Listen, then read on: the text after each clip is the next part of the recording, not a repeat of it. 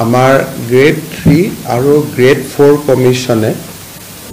পৰীক্ষাৰ যেটো আমাৰ গ্ৰেড 3 আৰু গ্ৰেড 4 পৰীক্ষা অনুষ্ঠিত হ'ব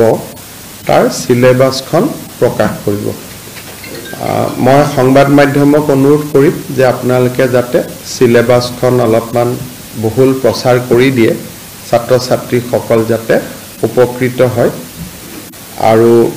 এইবাৰ পৰীক্ষাত এটা নতুন দিশ আমি সংলগ্ন কৰিছো আগতে পুলিচতো কৰো যে এইবাৰৰ পৰা নেগেটিভ মাৰ্কিংৰ এটা সিস্টেম হ'ব অৰ্থাৎ ভুল উত্তৰ কৰিলে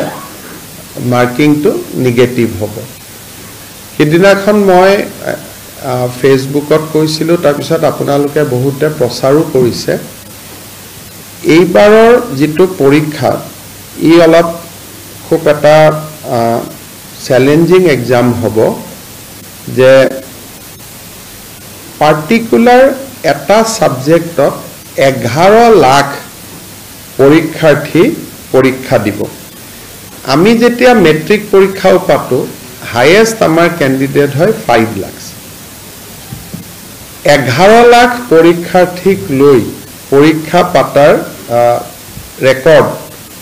ইউপিক বাদ দি কোনো ষ্টেটৰ আজিলৈকে নাই কাৰণ ইউপিএ কোনোবা পৰীক্ষা 18 লাখ ক্যান্ডিডেট হয় তেওঁলোকৰ জনবসতি বহুত কিন্তু অসমত 11 লাখৰ কোনো পৰীক্ষা আজিলৈকে কেতিয়াও কোনেও অনুষ্ঠিত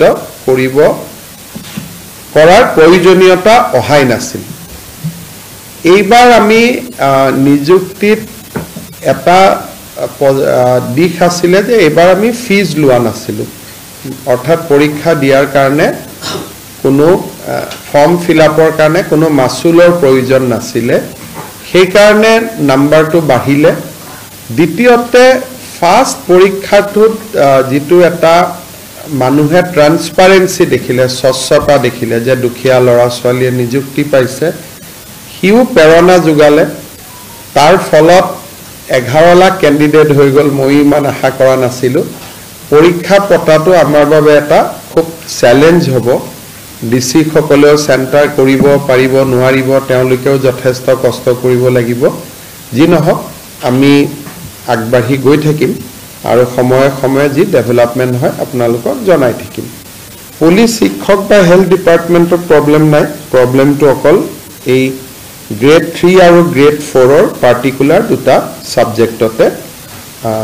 আছে আমি আজি আপোনালোকক মই নিমন্ত্ৰণ কৰিছিলো আপোনালোকৰ মনত আছে যে 2021 চনত মই যেতিয়া প্ৰথম মুখ্যমন্ত্ৰীৰ দায়িত্ব লৈছিলো সেই সময়তে ঠিক 10 মেত মই দায়িত্ব লৈছিলো আৰু তাৰ এসপ্তাহৰ ভিতৰতে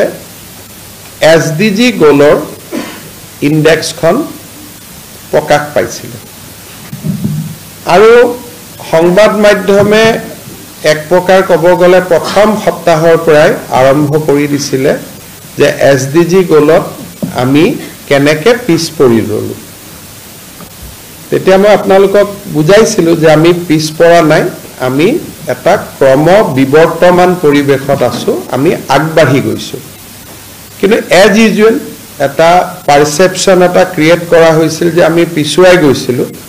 আৰু তেনেকৈ বাতৰি কাকত সমূহত বা সংবাদ মাধ্যমৰ নিউজ গল অপজিশনে ৰিয়েক্ট কৰিলে কিন্তু তেতিয়াও মই কৈছিলো যে মই অত্যন্ত আশাবাদী মানুহ অসমে সুযোগ পালে সময় পালে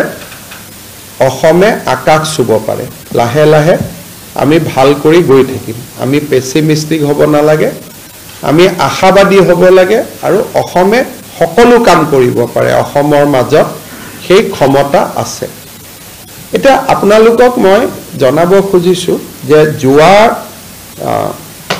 কালি নীতি আয়োগে এসডিসি যেটো এসডিসি সাস্টেইনেবল ডেভেলপমেন্ট গোলৰ ইন্ডিয়া